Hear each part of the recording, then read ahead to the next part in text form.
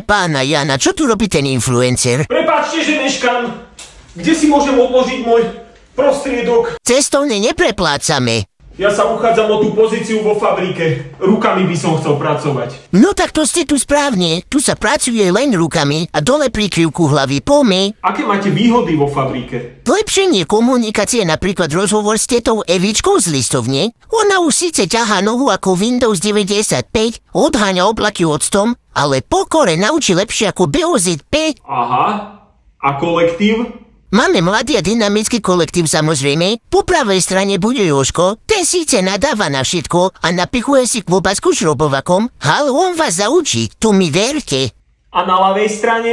Viete čo, na ľavej strane tam je zase Marika. Ona ide ako stroj, my ju voláme zvyšovačka normy. Po týždni vás bude volať Zlatko a po 2 týždňoch vám bude ukazovať výrazky. No? A výplata? Výplata príde vždy, keď človek stratí trpezlivosť, ale cca 800 hrubom vám príde, plus pocit zbytočnosti od prvého dňa. No a čo ak ochoriem?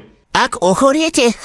Tak to si fúknete čaj cez prestávku a veríte, že para len je zázrak. Choroba tu neexistuje, kým neodpadnete na linke. A možnosť nejakého rastu tam je? Ako prvé rastie tlak, potom nabehne hrb, hemeroid a karpálny tunel. No ale keď sa veľmi snažíte, viete postúpiť do druhej haly.